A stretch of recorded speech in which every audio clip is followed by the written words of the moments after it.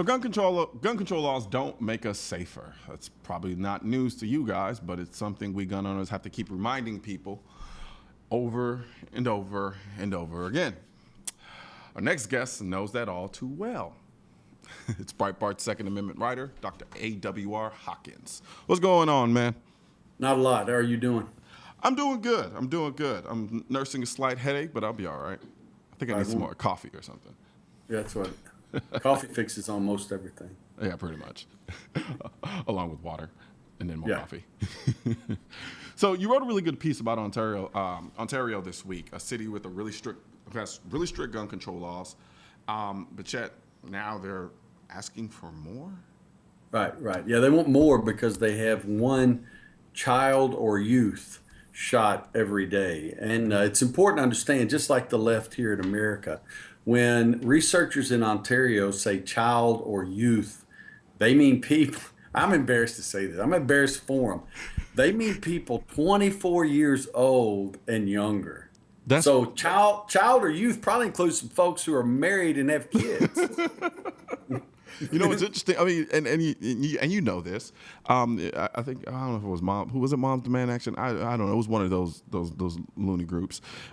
They tried to kind of create the same visual with respect to kids being shot here in America, and then the age was like 19 or like 20 and younger, and they were talking about all these kids are dying from gunshots, and they phrase it in such a way where your image in your mind was of little kids being shot.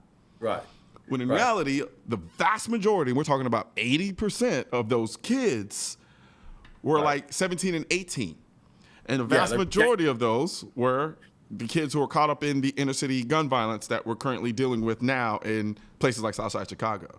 Right. Or New Orleans or Baltimore. New Orleans, exactly. Gangbangers shooting each other. Pretty much. But yet they call them kids in a way to kind of to create that optic of, oh no, there are little babies literally being shot in the streets every single day. And I don't want to sidetrack you or keep you on the topic, but I can't ever forget these numbers. I wrote a piece on the CDC's 2010 numbers, and the CDC said that kids, real kids, 10 and under, not gangbangers, not married couples age 23, real kids age 10 and under are 17 times more likely to die by burning to death than by guns. 17. 6 times more likely to die. Oh, no, it's 6 times more likely to die by burning to death. 17 times more likely to die by drowning than by accidental firearm deaths. And those figures coming from the CDC, you know what I'm saying when I say this. They don't have emotion. It's just cold, it's just straight hard facts. Yeah. You can't argue with that. Well, they'll try. Oh, yeah, they'll try. Yeah, they'll definitely try. And try they do. And unfortunately, people do actually listen to them. And it frustrates me like none other. And you know, actually, I got into like a 30-second Twitter spat with Shannon Watts today. I'm pretty sure you know how that went. Yeah. Yeah. If it went like mine went with her, then you're blocked. Nope, I'm not. I'm not blocked. I can't figure it out. It's because I'm black. Yeah. I mean, if it is, that's your advantage because she blocked me, and I can still. I'm not going to give up anything. I can still access her account and stuff, but she doesn't know it. Let's just put it that way. But I guess you have an advantage over me there. She blocked me quick. Dude, I think I have a bit of a softer heart than most people in some sense when it comes to this issue, or when it comes to giving people the benefit of the doubt. Every time I get a modicum of just an inkling of maybe she really actually does believe what she says or really cares, and it's not just this kind of blind agenda that she's following. She says something that completely undermines it, and I keep trying to give her chances, and she just keeps letting me down. I asked her very nicely. I said, hey, I know that you are for common sense gun measures. You are for the Second Amendment butter. Could you retweet this story about a guy who responsibly and effectively used an AR-15 to defend his family from 3 intruders? Right. She called me a ghoul. Yeah, a ghoul. A ghoul.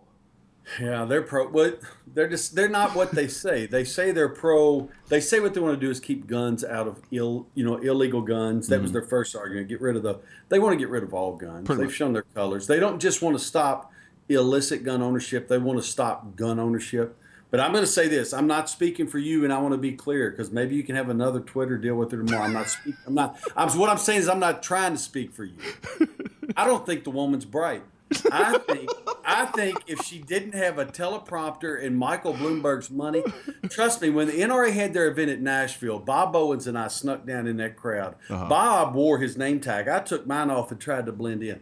This woman was reading a prepared speech, and it sounded like Mel Tillis reading his shopping list for Walmart.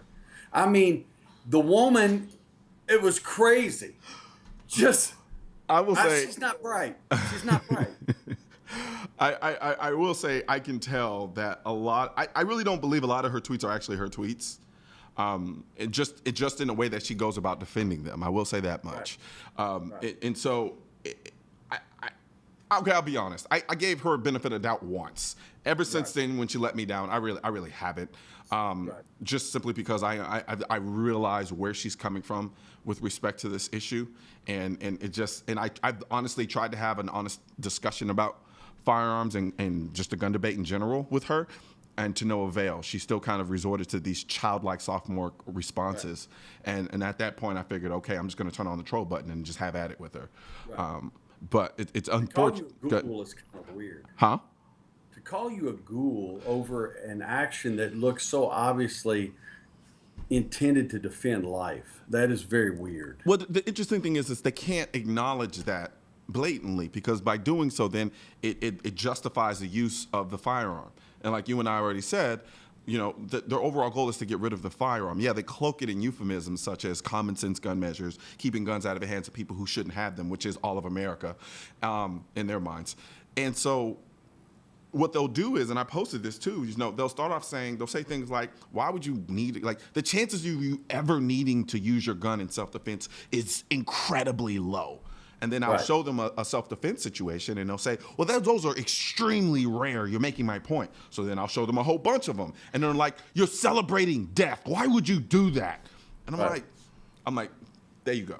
That's essentially what we're dealing with, because when I actually give you evidence that no, there is a plausible chance that me or someone else, because even though it may be 1, 2, 5, 9%, someone has to be that percentage point. Right. You know? Right. And if her arguments were true, if you follow those to the logical end, I'm just saying a lot of things in our country wouldn't exist. And when you were talking, I've never had this thought before, but like catastrophic health insurance, a lot of people buy that because they don't have anything to fall back on. And if they were to lose their job, that income they become accustomed to would be gone. Now, would she say to everyone who has catastrophic health insurance, the odds of you getting something like Parkinson's or Alzheimer's are so small, you're wasting your money? I'm just saying, it's the same kind of argument to mock people for being prepared. That's what I don't understand. That would be like acting like if I have catastrophic health insurance, I'm paranoid. I don't have to be paranoid. I just want to be prepared. And here's the funny thing about that. I think that I like the line for paranoia has gotten so low these days that it's almost comical. Because simply having a modicum of preparation nowadays will get you deemed a paranoid schizophrenic, so to speak. Right. When in reality, I grew up in a generation where we were taught to try to prepare for the things that we could prepare for, and then hope for the best with things that we can't absolutely control. But nowadays, it's kind of like people, like you said, they mock you and they literally laugh at you when you carry a firearm. And it's what's interesting is kind of like in the back of my mind, I'm kind of looking at you like you're kind of a moron for that. In some sense. So it's interesting how that works now, but it all comes. I mean, I understand it because it all goes back to the overall agenda, and the beautiful thing about the way they've kind of crafted or created the way they've kind of massaged this conversation, so to speak, is when I say things like their agenda, it sounds like I'm just a conspiracy theorist. Like I'm attributing some kind of Illuminati doomsday aspect to the anti-gun group organization, where there's some guy muhahaing in the background wanting to take our guns. Actually, there is, and he's probably the guy who's running Mountain Man Action. But from that standpoint, You know, it bothers me, though, that when they will go so far as to vilify the actual action of using a firearm to defend yourself. Right. In your own home. We're not talking about out in the streets where, you know, some things could be called into question about the way certain things went down, what happened before the fact. We were talking about somebody who defended his life with a firearm in his home while he was sleeping. Right. Well, but you know, if you think about it too, the only thing understandable about this to me on her part is to acknowledge the beauty of what this guy did, or the legality or the constitutionality, is to acknowledge that an AR-15 was used for purposes they say it's never used for. Exactly. Because he said he pulled up that AR, he took position in that hall, he waited for him to come, which is genius. He funneled him into a tiny area. And that's how you do it. You give yourself the advantage. You're the law-abiding citizen. He took care of business. So they can't praise that. It goes against the template in so many ways. Yeah, and the funny thing about it is, for a group that says that they're all about the common sense gun measures and are supporters of the Second Amendment, I've never heard them advocate for the Second Amendment. No. Everything out of their mouths, all of their literature, all of their advocacy revolves around the idea of restricting it further. I've never seen them post a self-defense story. I've never seen them say anything that was positive in light about any gun owner in America. Right. So, except for when they defended their use of armed bodyguards, which I did cover a couple of years ago. And that was every town, to be fair, that was every town doing it. But there's no light between every town and Mom's Demand. They're both funded by Mike Bloomberg. So if one of them has armed guards, you can bet the other has armed guards. Absolutely. Well, we're going to take a quick break. I'm going to come back and we'll keep talking.